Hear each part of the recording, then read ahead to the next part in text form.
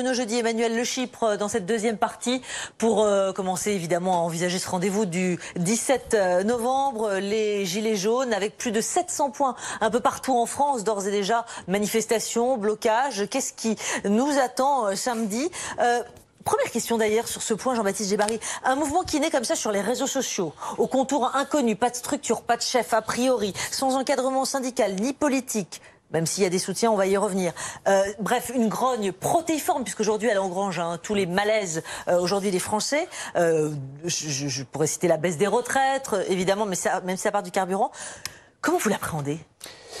Deux choses. D'abord, on essaie de répondre sur le fond du sujet qui nous intéresse, c'est-à-dire la politique des carburants. Donc on y reviendra, on répond sur le fond. Et après, je crois que d'expérience, et quand on regarde un petit peu les protestations récentes, en général, la confusion des grognes ne résout aucun sujet particulier.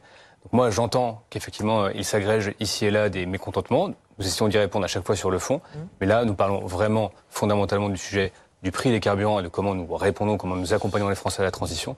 Et donc, il ne s'agit pas, comme le propos de M. Mercier, on a déjà eu l'occasion d'en discuter, d'une grève générale ou d'embraser la France. L'agrégation des colères, par exemple, comme vous le dites, c'était souvent, effectivement, soit soutenu ou lancé même par les syndicats, soit par les partis politiques. Là, ce sont les Français, derrière leurs ordinateurs, via les réseaux sociaux, qui se sont organisés pour faire monter en puissance ce rendez-vous du 17. Là, on est en face d'un phénomène nouveau, quand même. Oui, c'est la raison pour laquelle, sur le fond du sujet, notamment pour cibler des aides aux plus modestes ou à ceux qui sont les gros rouleurs, les actifs, nous répondons en essayant d'améliorer encore le dispositif qui présente déjà un certain nombre de mesures, mais qui sont perfectibles.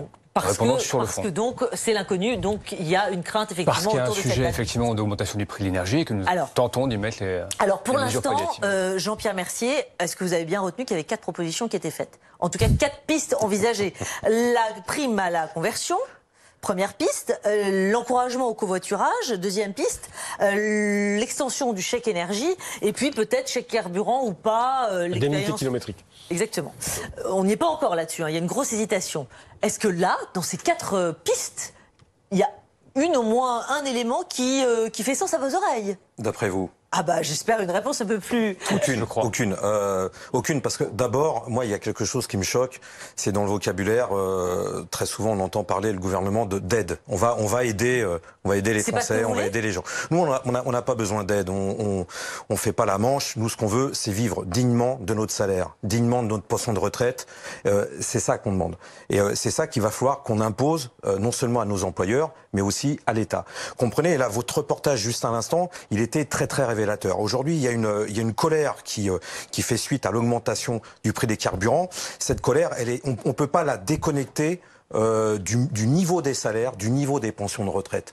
La clé, la solution, elle est là. Vous savez, quand les prix augmentent, c'est très basique. Quand les prix augmentent, il faut que les salaires et les pensions de retraite augmentent. Je suis d'accord, mais on peut pas tout remettre à plat en un coup de baguette magique, Jean-Pierre Mercier. Ah non, on va pas faire de la magie, je vous assure qu'on va pas faire de la magie. Donc on procède par ordre. Et donc là, le sujet aujourd'hui, c'est la hausse des carburants. Ouais. Il faut des solutions. Ouais. Il faut une réponse. Oui.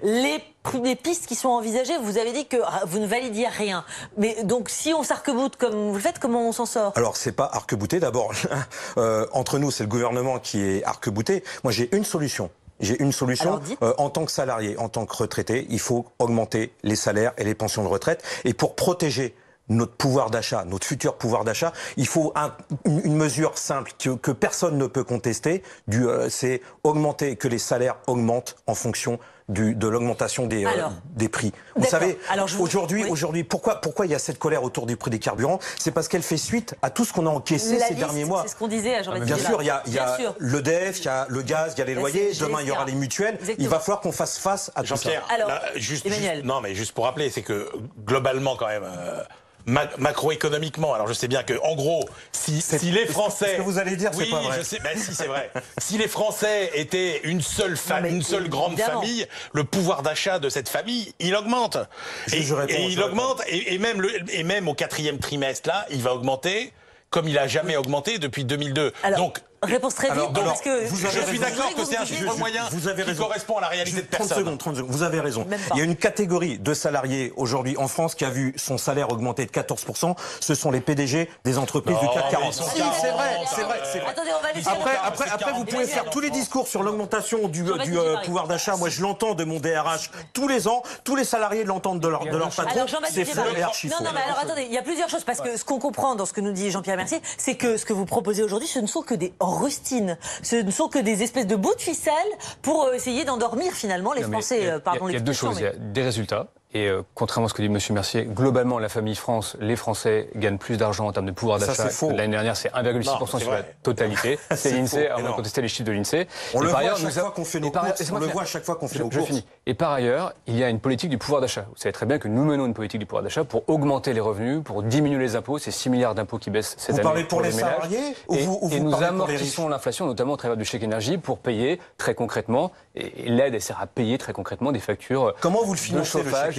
D'électricité. Première question, de gaz, comment vous financez sur les carburants, avec nos impôts, Mais comment ça marche, la société ? Comment ça marche, la société ? Nous, on n'a plus envie de payer les impôts, on n'a plus envie de payer l'augmentation des prix. Vous comprenez ? On n'y arrive plus à la fin du mois. C'est ça qu'il faut comprendre. Vous pouvez avoir tout le discours et puis l'asséner régulièrement pour nous dire que notre pouvoir d'achat augmente. Vous savez, les salariés, les chômeurs, les retraités, ils le voient à chaque fois qu'ils vont faire leurs courses. Non, mais c'est intéressant ce que vous dites, Jean-Pierre Mercier, parce que Jean-Baptiste Djebbari, ce qu'on voit et ce qu'on entend un peu partout en France aujourd'hui, c'est que, outre la CSG, la baisse des APL, le gel des retraites, etc., les Français se disent, en gros, on est méprisé. On est méprisé par Paris, on est méprisé par ce président qui vient nous faire la leçon, on est méprisé par le ministre de la Transition écologique qui va en Vendée et qui, de toute évidence, ne comprend pas la problématique de cette infirmière. On est méprisé.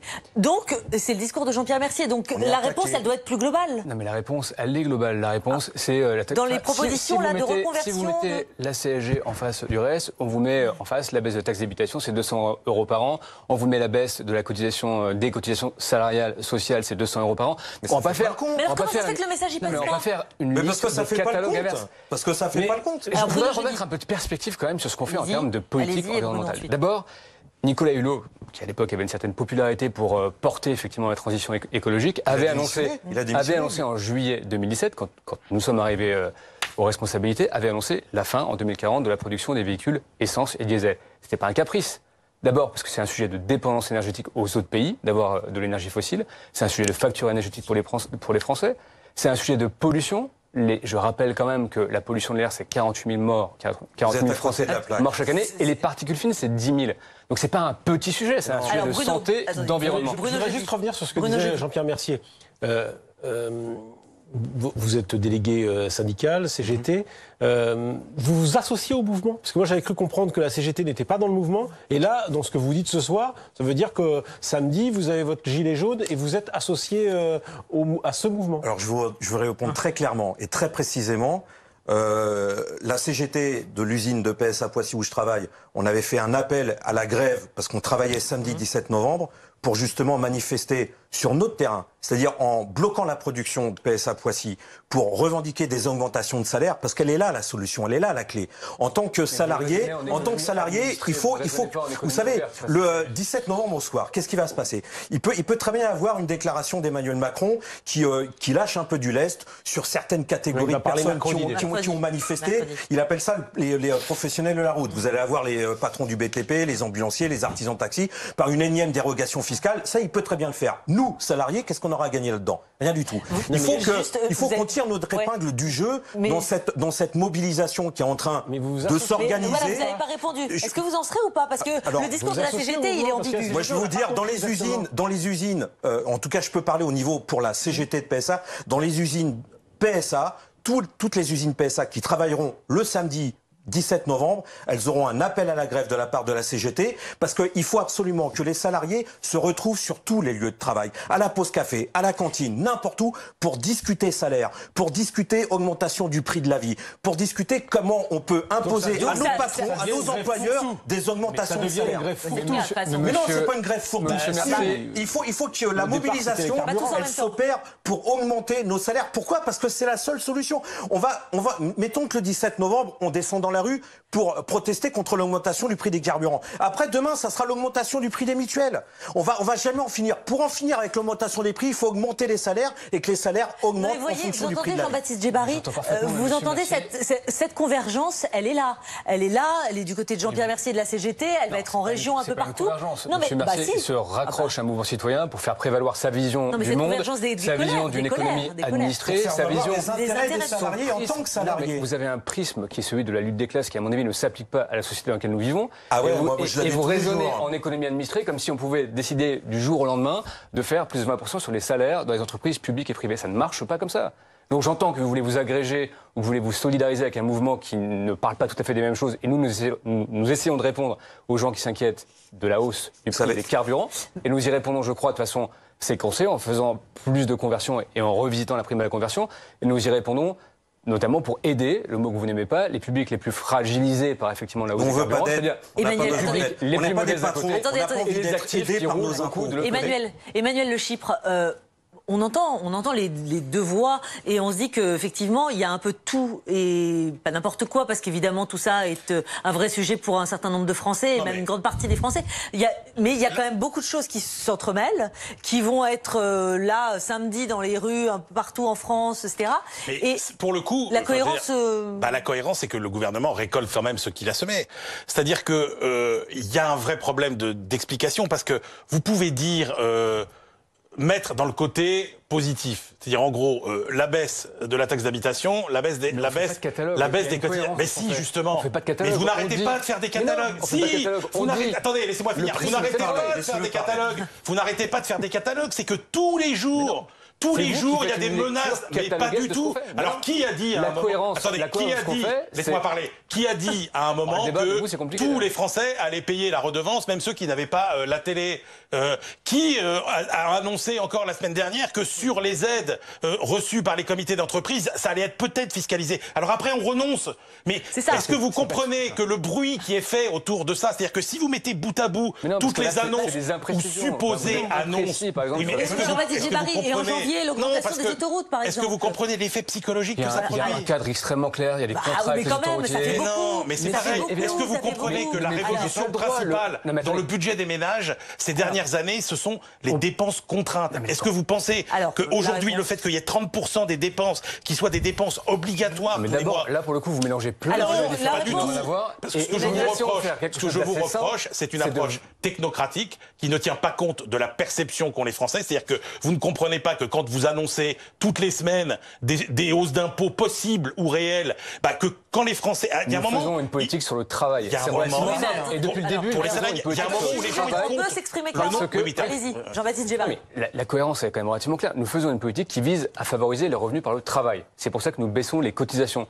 Nous faisons une politique qui vise à baisser les impôts sur les ménages. C'est 6 milliards cette année. Nous faisons une politique qui vise... Mais c'est vrai, arrêtez d'être dans le déni. Enfin, on n'est pas là pour être... Je suis pas dans le déni, vous rigolez, vous avez supprimé l'ISF. Nous faisons une politique qui favorise, qui soutienne les moins aisés d'entre nous. C'est la revalorisation des minimums vieillesse, de l'allocation adulte handicapé. Nous faisons ça de manière à comment vous expliquez la colère qui est en train de se développer, augmenter la richesse productive et pouvoir comment vous expliquez la colère qui est en train de se développer? Non, mais vous dites pas que ça va imploser à un moment, que c'est pas tenable. Quand on a deux personnes comme vous qui font des amalgames et des listes, c'est pas comme ça que ça marche. La réalité, je vais vous dire, mais la politique ce n'est pas un duel de listes. Il y a une phrase d'Emmanuel Macron qui est passée totalement inaperçue quand il était à Colombey, les deux églises. Tout le monde n'a retenu que dans la famille de Gaulle, on se plaignait pas, etc.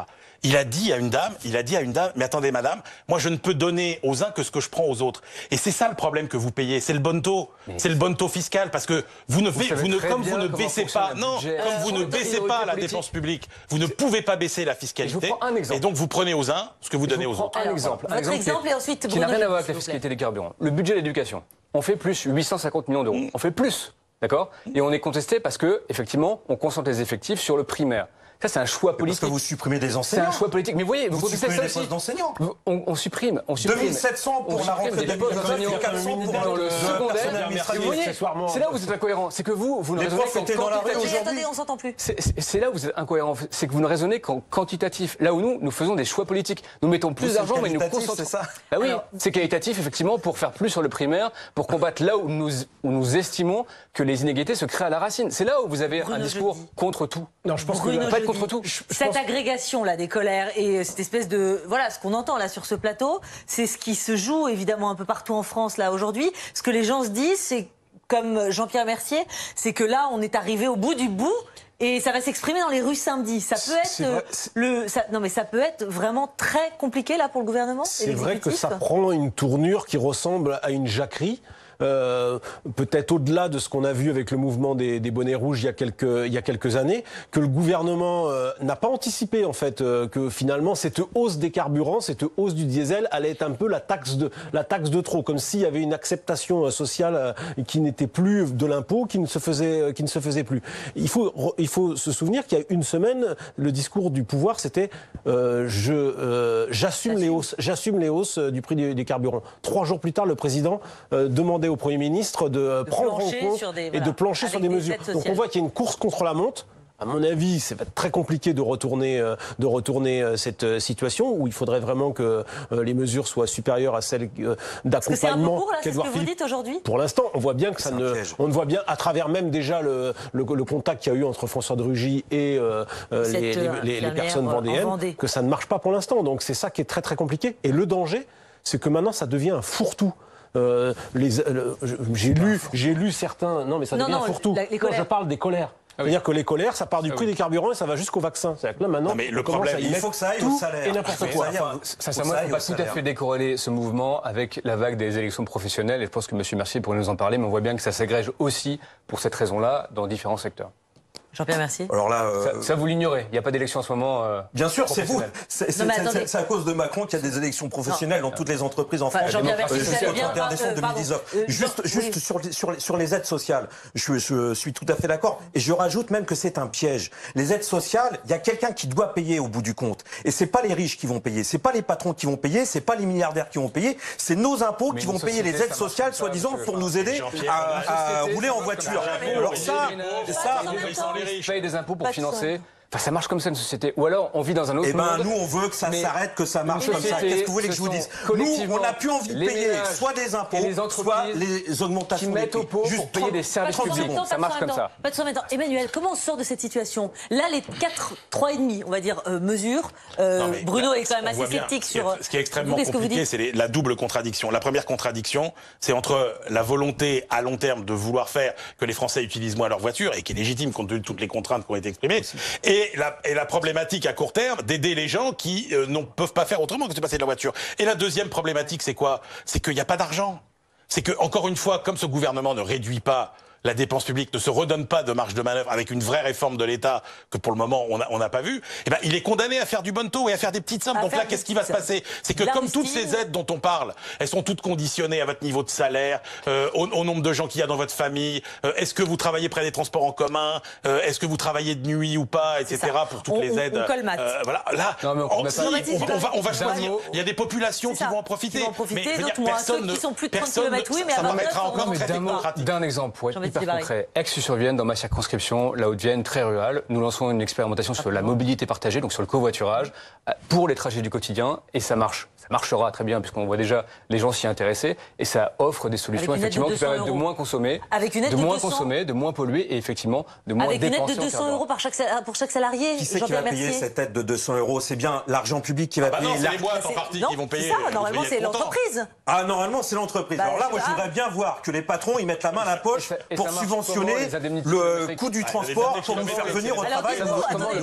Jean-Baptiste Djebbari, en face de vous. Ça marche comment le pass Navigo ? Non, mais je vais peut-être pouvoir en placer une ou deux. Expliquez-nous comment marchent, par exemple, les frais kilométriques ou le pass Navigo. Qui paye ?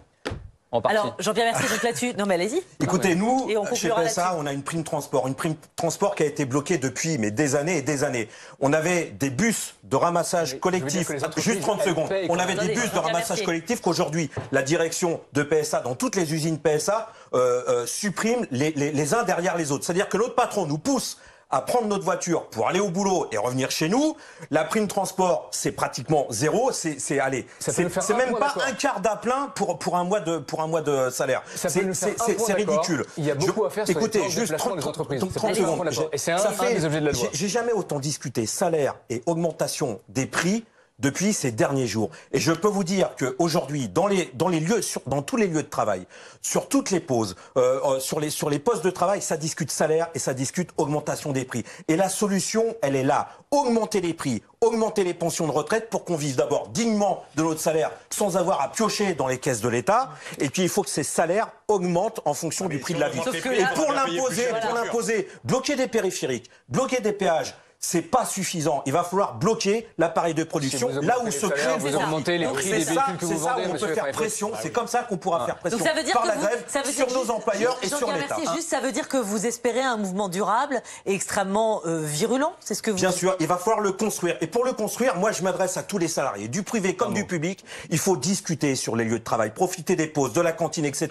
pour se compter, pour se convaincre. Et vraiment pour aller sur un mouvement de grève, pour augmenter les salaires, parce que c'est la seule solution et ça ne coûtera pas un centime à l'État. Et vous remettez ce mouvement d'envergure et c'est la conclusion. Si on écoute M. Mercier, il faut augmenter les salaires, donc augmenter les prix des véhicules que vend PSA. Or, on est quand même dans un sur les profits. Vous savez, les 100 milliards que les entreprises du CAC 40 ont dégagés en 2017, les 100 milliards de profits, il faut prendre là-dessus pour augmenter les salaires. Merci, on s'entend plus et là du coup c'est le téléspectateur qui est perdant, c'est dommage. Merci beaucoup, messieurs Jean-Baptiste Djebari, Jean-Pierre Mercier, Bruno Jeudi, Emmanuel Le Chypre et Bruce Toussaint à suivre. Bonne soirée. Merci.